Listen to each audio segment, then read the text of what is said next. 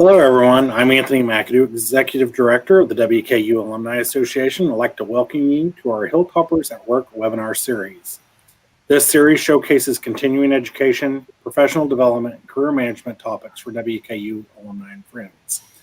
This webinar is titled Understanding Generations and is produced through a partnership between the WKU Alumni Association and WKU Continuing and Professional Development. Joining us today is Derek Olive, Director of Continuing and Professional Development, to help introduce our speaker. Hello, everyone. Thank you again for allowing us to partner together with the Alumni Association. We're looking forward to a great presentation from Amy Talicki. She has been a certified trainer with us since, I almost want to say I was in high school, but she might get mad at me for saying that too much. But 2001. So in her time with WKU, she has developed and delivered a wide range of training and courses, including customer service, leadership, and all kinds of team development, and most importantly, generations. Amy has earned a master's degree in English at WKU and has taught composition and literature here at WKU, E-Town Community College, and Jackson State Community College. Welcome, Amy Talicki. Thank you, Derek. Thank you, Anthony. It's once again my pleasure to be here to talk to you guys today about one of our very hot topics here at Continuing and Professional Development that a lot of clients are kind of clamoring for us to come and deliver. But it's understanding generations. So I'm going to go ahead and get started and kind of let you know what we'll be discussing in the next few minutes here. We'll talk about the changing workplace. The workplace is a fluid thing and it's constantly changing, and it's certainly changed over the last century as we begin to look at these generations that are present here in our workplace. We will identify the 5 generations that are in the workplace at this point in time, and we'll talk about those characteristics that make them up. And then finally, we will talk about how we can perhaps take on some better tools and different techniques that will help us to be able to communicate with people of various generations, because we do have such a diverse representation of generations in the workplace. So that's kind of what we'll be going over with. First, though, I would like to show you a video. So Anthony, if you'll just show the video to kind of illustrating the generation gap in the workplace. You know what, Don? I'll take Right, but he's one less thing for me to work. I don't care how long to make those cold calls, you know. Cold calls? Seriously? Cold calls. If you guys were any more out of touch, we'd be sending telegraphs.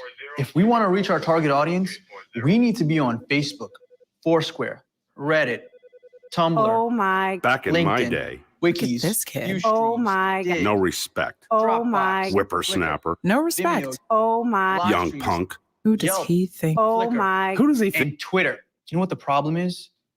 You're all afraid of taking risks. Whoa. You want to talk about a real risk? You want to talk about a real risk? We need to be on the web. We can send mail electronically without paying any postage. Seriously, you guys are so afraid to take a stand on the cutting edge. Cutting edge? I'm the wet stone to your cutting edge client.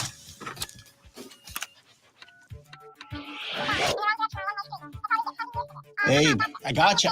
Okay, that's great. I'm burning the midnight oil here, all right? Okay, I'll see you tomorrow. Great, love you, bye. Come on, guys. Knowing is half the battle.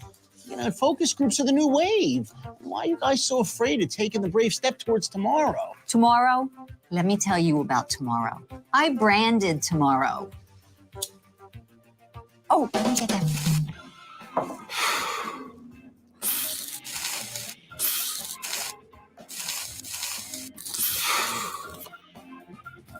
Wake up, Jive Turkey.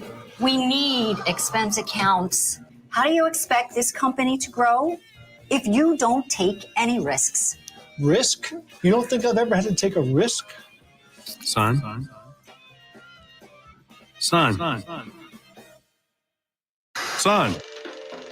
I'll give you this loan, but I still think you need to play it safe. Dad, I know I don't have a lot of money or experience in starting a company, but if I don't take this risk, how will I ever be successful? Wow. I never thought somebody had to fight for the things I took for granted. So, how long did it take for your changes to go through? Oh, forever. Have you seen how many forms we have to fill out just to buy a client a cup of coffee? We need to do everything online. All these things cost money. This is an advertising agency, not a bank. Sir, I'm just gonna throw this one out there, but all the stuff I just mentioned, free. Let's do it. Yes! What? So, does this mean you'll hire me full time? We'll get back to you.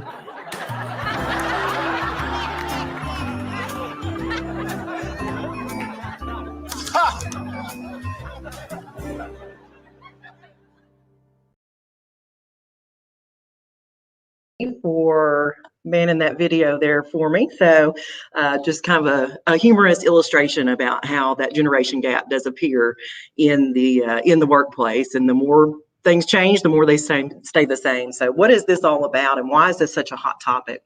Well, it's because for the first time ever, we have 5 different generations in our workforce working together side by side. And that is because the workplace has changed. We are working way longer, way on up into past what used to be kind of the quote unquote retirement years. So, of course, then we have that generation that's the oldest generation that's sticking around much longer. So we have 5 different, when typically in the past, it was usually 3 to 4 generations that would have been working together in the workplace. So these generations, as we're going to discover today, they were all impacted by various events and experiences and the technology that have shaped who they are and then how they approach work. And so because of all these variances here and these differences that we have to really make a concerted effort, I think, to be able to understand where people are coming from and how their perspectives look a little bit different perhaps than mine do, and how we can then kind of meet each other in the middle and be able to communicate and work better together. So before we get started really digging into this and looking at what did shape each of these generations, this is a slide, and I think most of you all know that we're kind of giving you all a taste here with these webinars, but we do 4 to 8 hour classes. And so this is a slide that I included long ago because I found that when I would come to talk to groups about generations and generations in the workplace, and this is just a commonality, this just happens all the time, is that, you know, a generation would come in, an older generation would come in and immediately just start dogging on the younger generation. So I included this slide that I would like for you to keep in mind as we start kind of looking at this at much closer, with a much closer lens, and to figure out where people are coming from. But first of all, it is just a fact, and this has been since the beginning of time, that each generation is going to rebel against the previous one. So there's going to be a pendulum swing, and if you look back through history, it happens every single time. So that's just the nature of generations, is that each generation is going to rebel against the one before it.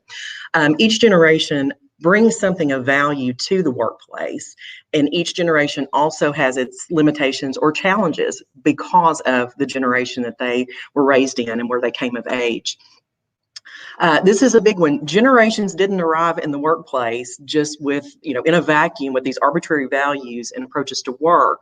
You know, those folks who would come in and immediately start complaining, I would have to remind them, well, you know, we raised them. So these whippersnappers, as you heard the man say there in the video, they didn't come here just with these arbitrary values. They came because they were raised by those previous generations based on their values, but then also, and this is very important, and this is how we begin to like put some timestamps on the generations. Generations are shaped by the events of the culture that are also going to inform their perspectives as well. And another thing that I would like for you to keep in mind as we begin to piece this together, and we begin, like I said, to put some years on the generation, birth years, just because you were born within the years of a generation doesn't necessarily mean that you're going to fully identify with that generation.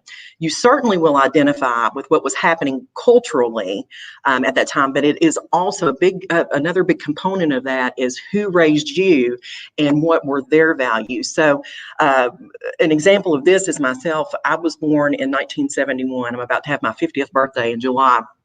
And my parents were, by 1971 standards, were pretty old to be having me at that time.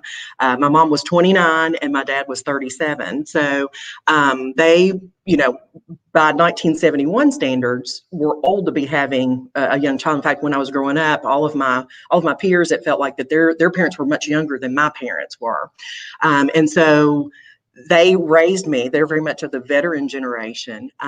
But I also have two brothers who are 8 and 10 years older than I am. So while my birth year denotes that I am most solidly in that Generation X, and I certainly can identify with those cultural things that happened as I was coming of age in that Generation X, I was also raised by much older parents and was raised in a household with 2 baby boomers. So there's a lot of moving parts there. So just because, don't get in your head that you're just, oh, I was born this year, I must be in this generation. As I said, certainly you're going to identify with what was happening culturally, but those values that you were raised with and that generation that raised you are going to have an impact on that as well. So let's talk about the changing workplace and how it has changed over years. So if you go back to the mid 20th century, we can go back that far and even further back, the old world rules of the workplace were that people would, they would get their education, whatever that was, and their training, and then they would go to work for a company, perhaps, and they would stay with that company for their entire career. So there was stability. Employees then, of course, because of that framework there, they got job security. You could count on that you would, as long as you performed, that you would have that job. You would have lifetime employment with that company. You would have regular and predictable raises and a chance of promotion, a chance to be able to move up. And it truly was like a second family because you spent your entire career. You spent, 40, 45 years with the same company, and it became truly like a second family. And then, of course, the employers got from those employees hard work and dedication. There was company loyalty and a predictable payroll. But we know that, going forward, I said that was probably up until maybe the 70s, and then, things changed for us, and we moved into people became more mobile, and we moved to a more global economy and all of those things. And so because of that ability to kind of be flexible and move around, and people didn't stay necessarily where they were born or where they grew up, new world rules then began to reign over the workplace. So now people are much more mobile. They don't mind to move and maybe even change careers completely. So employees now get much higher wages, of course, as we look and compare that to the past. They get help with personal issues that were never addressed in a previous world order there with employment. And they have leverage because you have the ability to, you have all these other options of places that you can go. And so because of that, employers get minimal loyalty. We don't have that same loyalty that we had in place when it was lifetime employment. There's no expectation of job security. We know that things are, again, because of the way that the economy is and so forth. There are buyouts. Buyouts happen all the time, and things change, and things are become obsolete or eliminated. But employers, of course, do get a guarantee of change. That's the only guarantee that we really get, is that things are flexible and they are fluid. So the workplace has changed. And then if we begin to look at then those 5 generations that I mentioned that are, for the first time here, we've got 5 generations working side by side, and that's a big difference. If you look there at the screen, and you can see that the veterans, they were born either 1945 or before, up to what we call Gen Z now, and this is the newest generation that has pretty recently entered the workforce, and so that's people born at least right now up until the present. So that's a big expanse of time, 1945 all the way up to 2021. So big diversity here. We see that the veterans were born, as I mentioned, 1945 or before. So of course that's a very important date. We know that is the date because that is World War II or before. So World War II, of course, ended in 1945. We call this generation the veterans. Baby boomers are those that were born between 1946 and 1964. And so this was, of course, the baby boom after the war was over, and people came home, and the GI Bill, people were able to build houses and start their families and so forth. And so there was a huge baby boom as a result of that. Generation X is the next one. And so this one is governed by the years, again, 1965 to 1980. Millennials are born between 1981 and 1995. And then our final generation that has entered the workforce now, were born in 1996 up until the present. Now, I will say a word about this. When we were looking at generations, it's just very fluid because it is so culturally governed, what's happening culturally and what's going on, and those are how we kind of get those timestamps. Generation Z, it says 1996 to the present, but as time goes along, this will get a timestamp on it later, so that Gen Z will not be kids born up until this year, and I will just dare say that it's always a big cultural event that really defines a generation, and you all probably have already guessed that we are living in right now the big definitive cultural event that will define the next generation that's going to come after Gen Z, which actually they've already named it and they're calling it Generation Alpha right now. So I guess we're going back to the beginning of the alphabet. So, but things have to kind of shake out. We have to kind of wait, and we're still kind of in the middle of or towards the end, hopefully, of moving out of this pandemic, but this is really going to shape that next generation. And so another word about that, all these cultural events that shape a generation, it's those events that happened as you were coming of age. So when you were cognizant and could really kind of understand what was going on, that's what shapes the generations there. So if we just look at the workforce then, so I said, there are 5 generations. You can see, of course, that oldest generation, 1945 and before. So, these folks were 76 years old. Obviously, that's the smallest percentage that we have in the workforce, but they are still there. We call them the veterans. 1%, you can see that. The baby boomers, 25% of the workforce at this time in 2021. Gen X, 33%. Notice that the millennials now are the greatest percentage of workers, because our millennials are, they're 40 years old now, born in 1981. So they are the oldest ones are now 40 years old, and they make up about 35% of the workforce. And then that Gen Z, that is our newest ones, those folks born 1996 and beyond, but they have entered the workforce as well now. So they're about 6%. All right, so we all know, and you've probably experienced this, if we were having a face-to-face class, I would want to hear all kind of stories about how you have seen kind of the generations butt heads in the workforce. But just to kind of break that down, we know that the challenges of having all those different perspectives coming together is that there are discrepancies just between our different working styles. And so that looks like, a veteran or a baby boomer, for instance, they came into the workforce when it was perhaps a 9-to-5 Monday through Friday, and that's when you came and you did your work.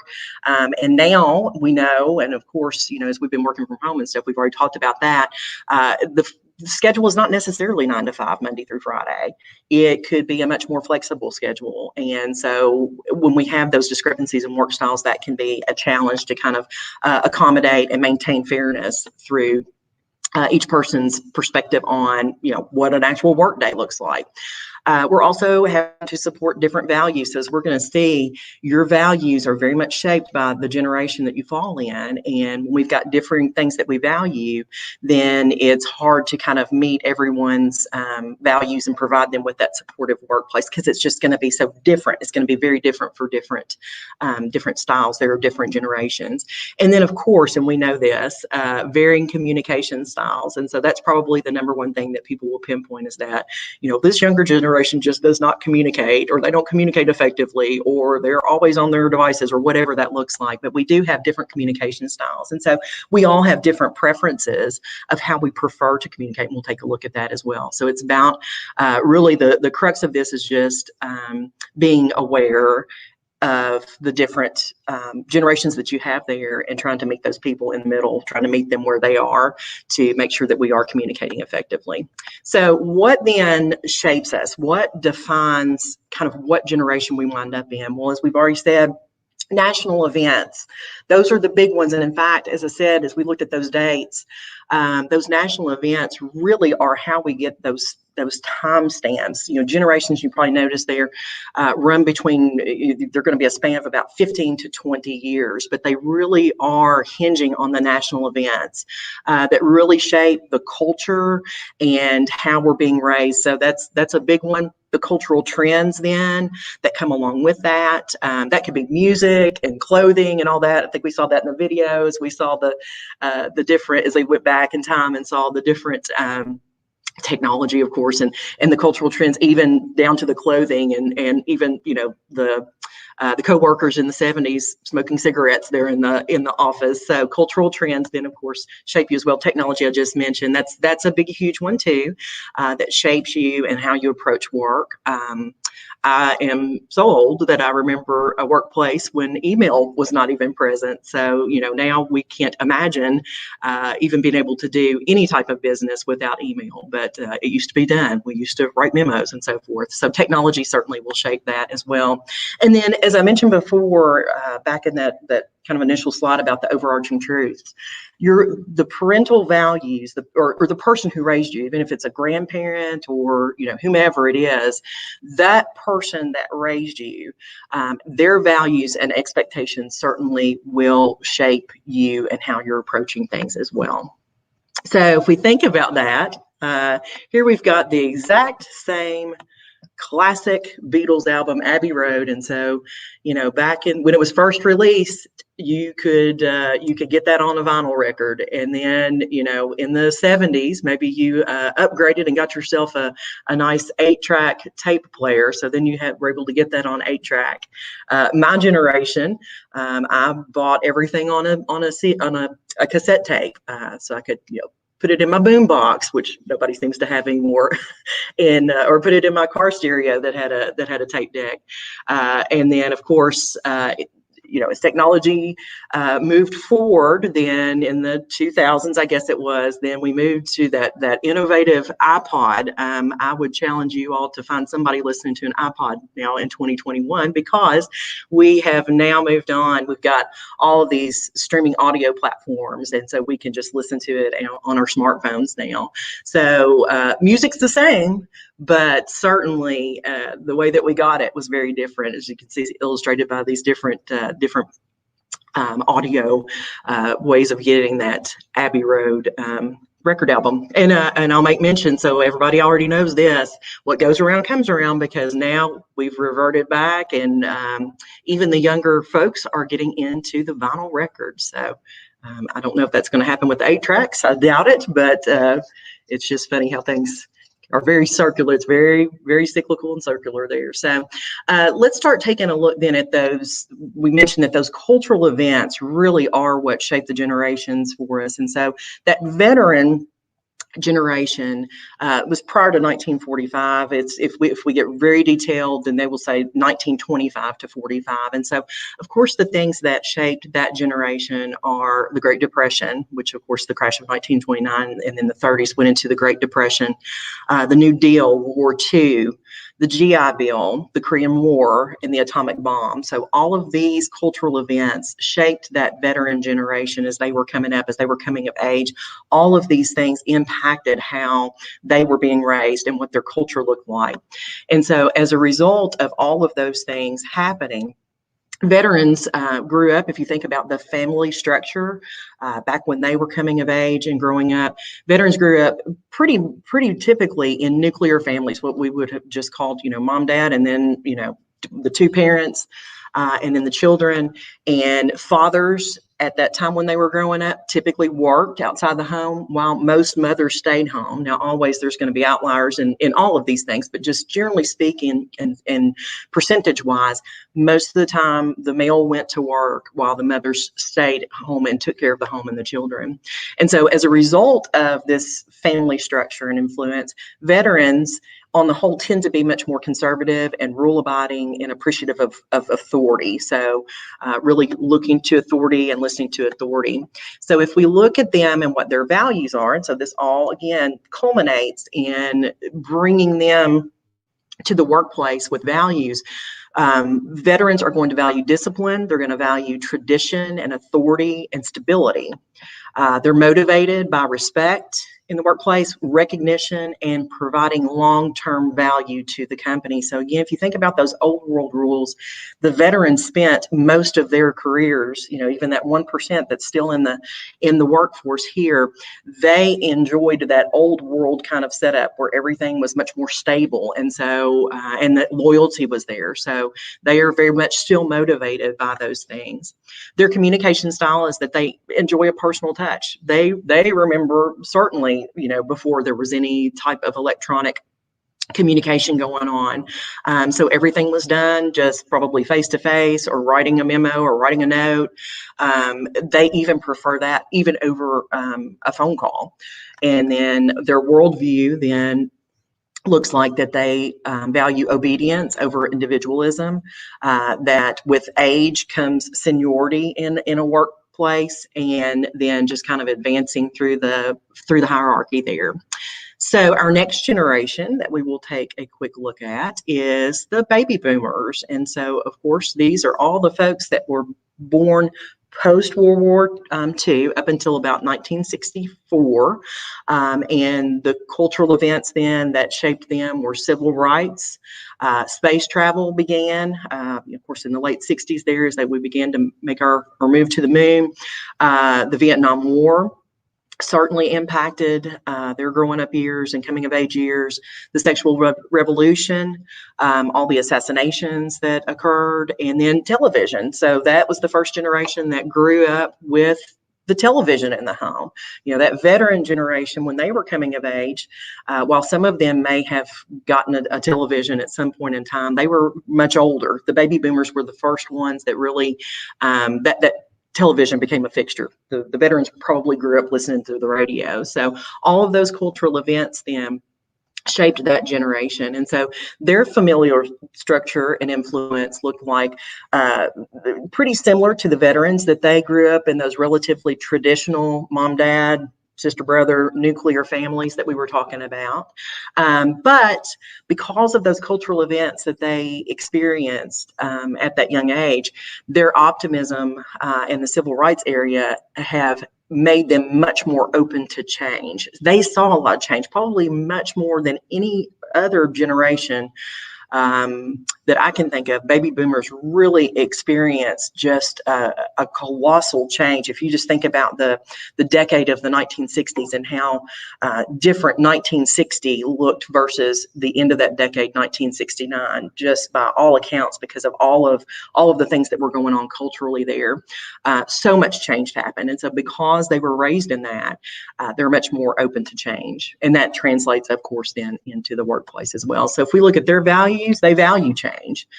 They've lived through it. They've managed through it. They value success, and they also value competition. So they're very kind of competitive.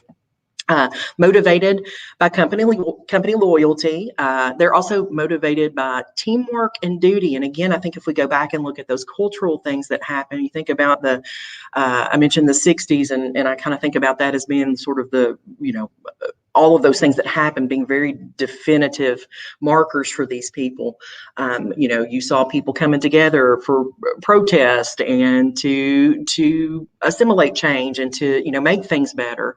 And so because of this, they came together and were working as teams, and that sense of duty and service was also very important to them as a result. Their communication style, they're kind of good with whatever is most efficient. They are fine making phone calls. They certainly did that for a long time before the onslaught of technology that helped us do some other electronic type communication and face-to-face. So they're kind of good with whatever works. Their worldview is that they believe that achievement comes after paying one's dues. So they too were part of that workforce that you kind of, you worked hard and you moved up. and then also sacrifice for success. So one of the, I guess, stereotypes that comes out when we think about the baby boomers, and you've probably heard this before too, is that they're workaholics. So, especially when they were, in their at the peak of their career, or I guess when they were younger, they were accused a lot of times of not really having good work-life balance. It was all about getting ahead, very motivated by material things and everything. And so because of that, they really have that attitude of, I've sacrificed a lot, I've worked hard for this success. All right, so the next generation then, the middle generation, sometimes called the lost generation, is Generation X. And so this one spans from 1965 to 1980. Some of the events that shaped them are, of course, the fall of the Berlin Wall in 1989. Women's liberation certainly impacted them, as they were kind of the first generation that saw a dual income family, or women going back to work in a time when before the previous generations were raised with mom at home, and just that was her job, was to raise those children and run the household. The energy crisis of the 70s impacted them, as well as the AIDS crisis of the 1980s, beginning in the 1980s, and then of course the Challenger explosion of 1986. All of those were kind of the big things that shaped, as they were coming of age again, that shaped them.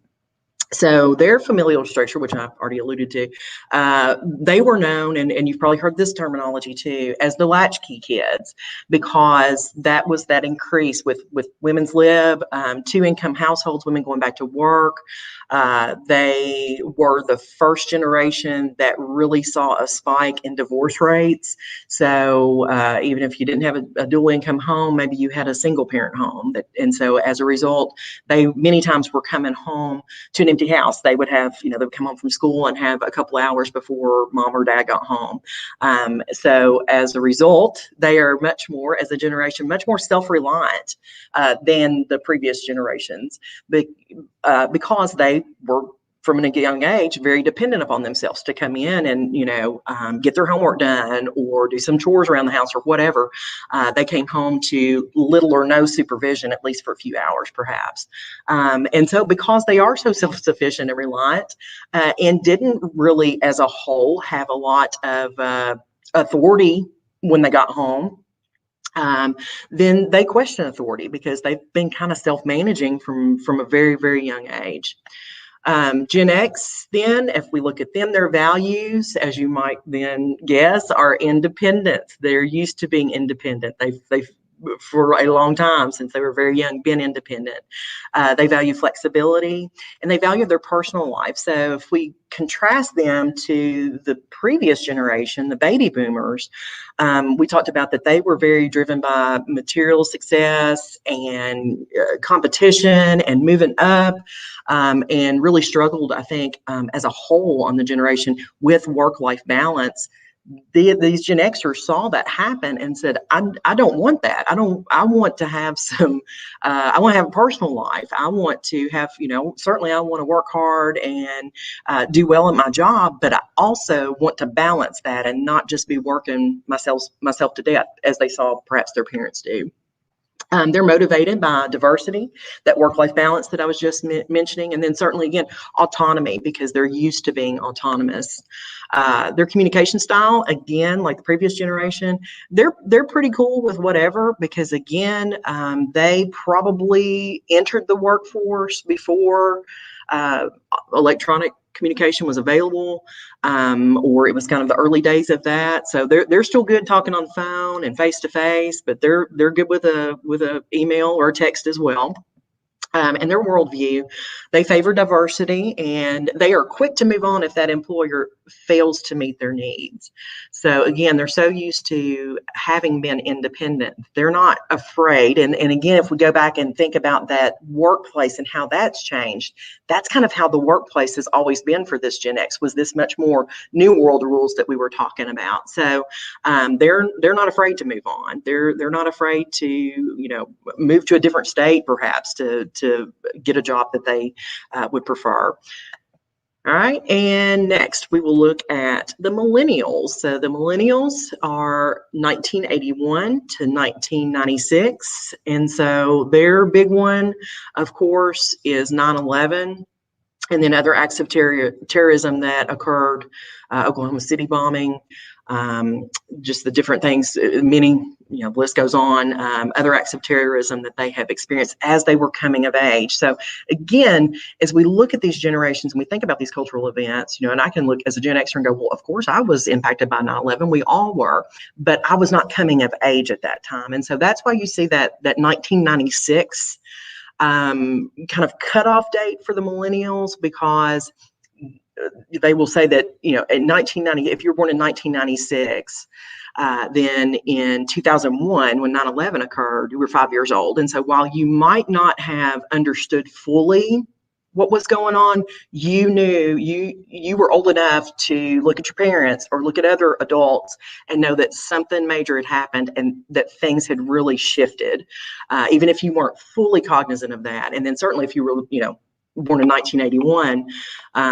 in 2001, you were 20 and you fully got that. So definitely impacted them. School shootings became more rampant. And then, of course, technology grew by leaps and bounds during their lifetime or during their coming of age time there. And so while they can probably remember, they probably don't remember a time without some type of computer.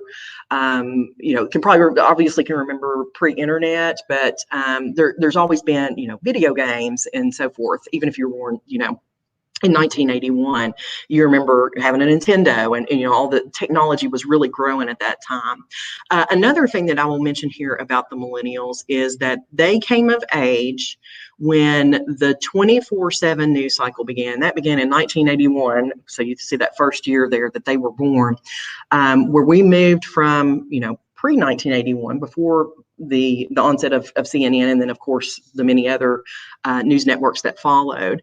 We did not have a 24/7 news cycle. So if something happened across the world, it might be, unless it was something major, you might not ever hear about that. So because of this, their parents, got just inundated with terrible news. And so that really impacted how they raise these millennials, as we're going to see. So the familial structure influence, they have grown up in more non-traditional families with a record number of divorces. So as I said, that previous generation, Gen X, divorce rate began to increase. It really went up with the millennials here. So much more non-traditional home. In fact, here's the statistics that now 1 in 4 lives in a single parent household or grew up in a single parent household. For many millennials, mothers and fathers have both worked, but have also had an active part in raising the children as well.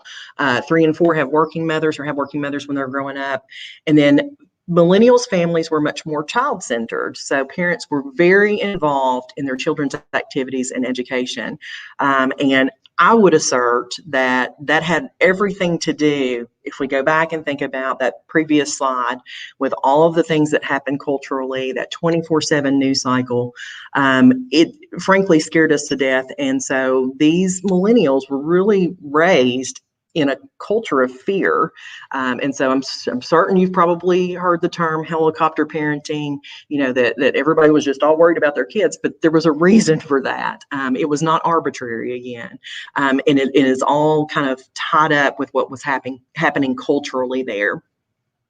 So also, as far as family structure, it says only 26% marry by age 32 versus 65% of the veteran generation. So again, when I mentioned at the very first about kind of my family structure growing up, that my parents were, they had 3 children, and by the time my mom was 29, she was had been married for 11 years and had 3 children. So that, and when we see that culturally, that people are getting married at a much later age now, and they're having children at a much later age in comparison to previous generations. So millennials, their values, they value creativity and they value flexibility, and they value entertainment.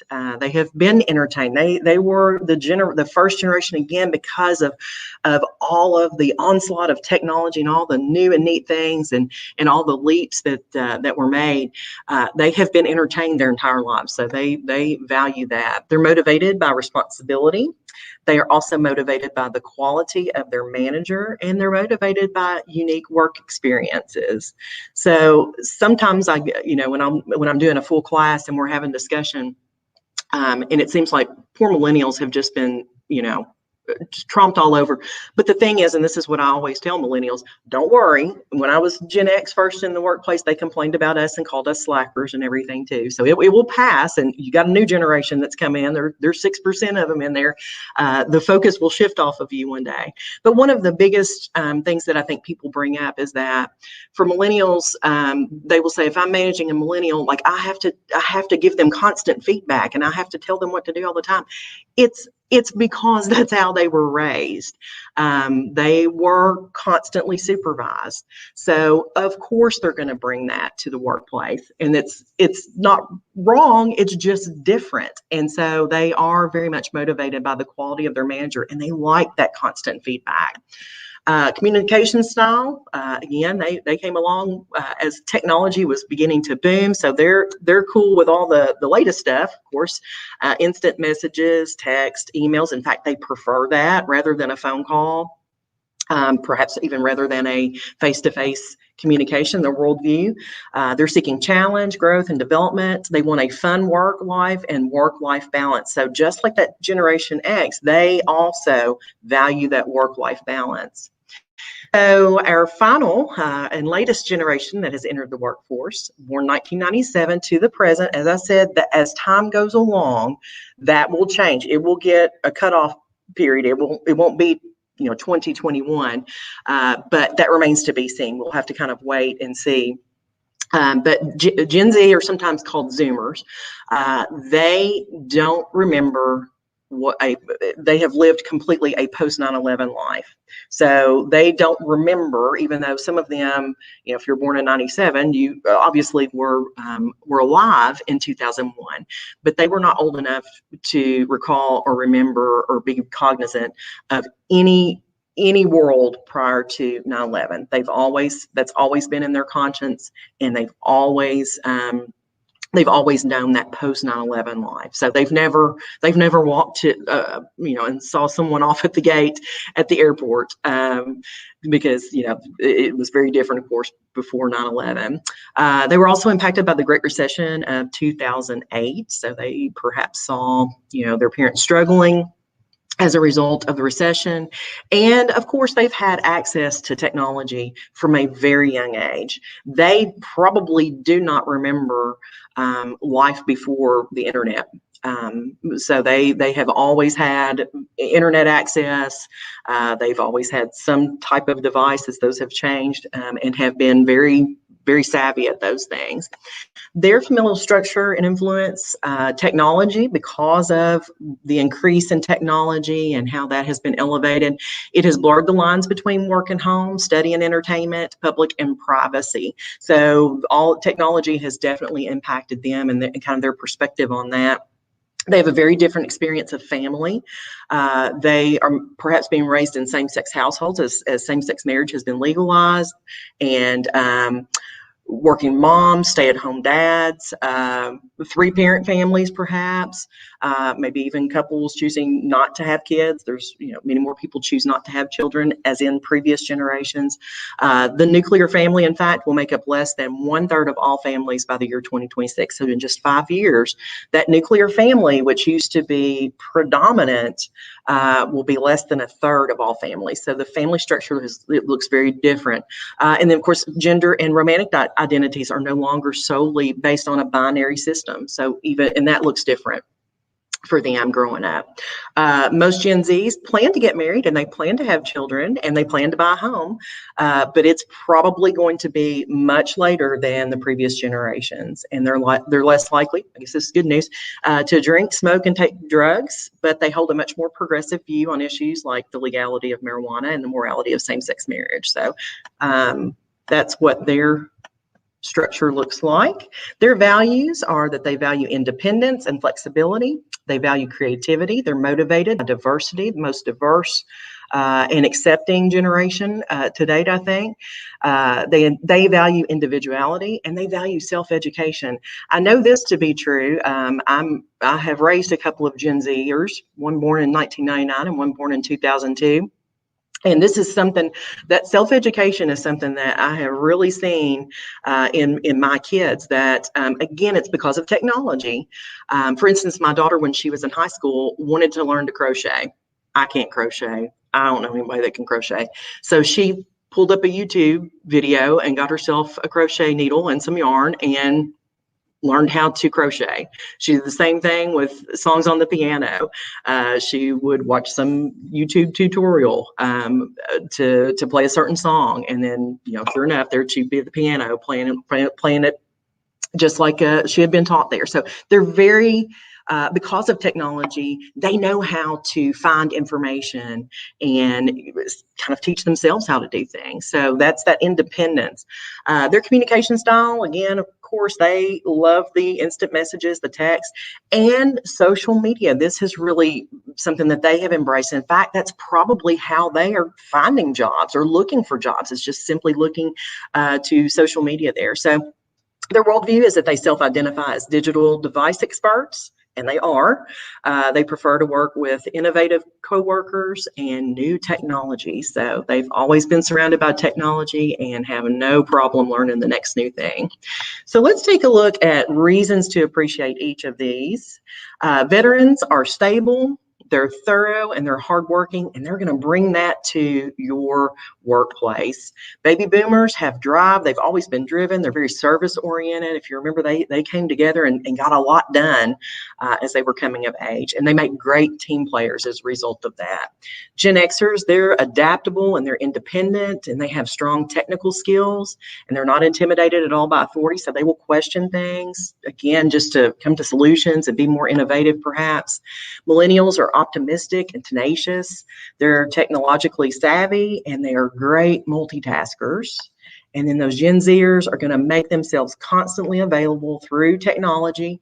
They can operate in group settings, but they can also thrive on that independent work because they've had that technology. They've grown up with that and been able to do that. So very quickly, as we begin to wrap up, we'll talk about some tips to approaching the generations and kind of what they like to hear. So in the workplace, some things a veteran might like to hear based on their values and motivations is that your experience is respected and valued. Your perseverance is valued, and it will be rewarded. Baby boomers like to hear that their contribution is unique, that they are important to the organization, and that they are needed and approved of. Gen X likes to hear that we're going to be using the latest technologies. There's not a lot of rules around here. You can kind of do it your own way. Millennials like to hear that they're going to be working with other people. They're very much that team environment kind of mindset, and you can be the hero and turn this place around. You can really be driving of change. And then the Gen Zs like to hear that they will have opportunity for advancement, and they love to hear that somebody will show you the ropes and then you'll be on your own because they have kind of been raised so independently. All right. So managing the veteran generation, offer them opportunities to mentor, offer them opportunities to continue working if they choose to, show them the value of their expertise and contributions. The baby boomers, help them explore their new workplace, demonstrate how your organization can use their talents, walk the talk on work-life balance. They have a hard time doing that. So help them do that.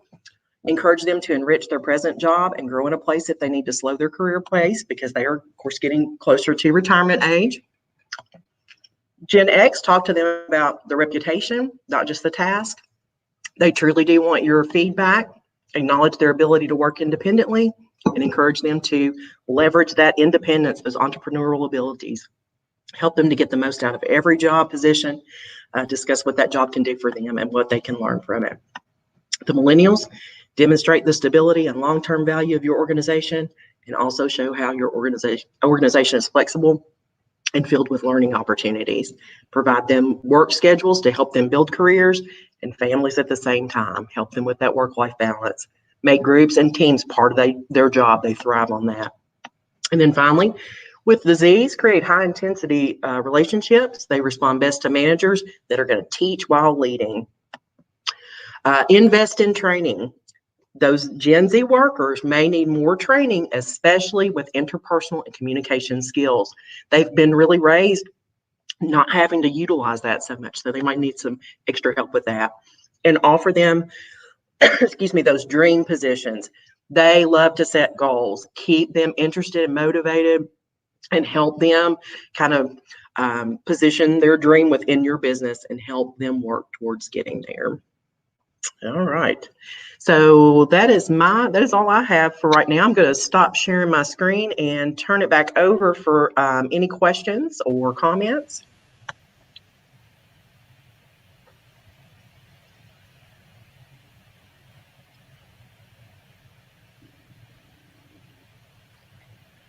Well, we see none. Thank you, Amy. It's been a great show and a great presentation. I like coming to the show because I feel like I'm always backstage. Now I'm in the forefront. I do want to remind everyone that we do have several topics to offer through WKU Continuing Professional Development.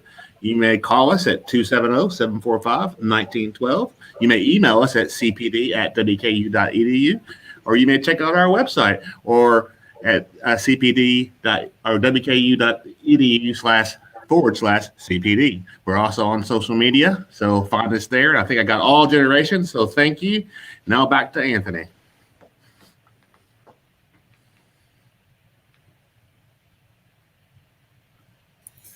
Thank you, Derek, and thank you, Amy, for leading a pretty insightful discussion about a topic that most of us are contending with in the workforce, about how to work across each one of these distinct generations. We appreciate you, Derek, and the partnership with continuing our career and professional development.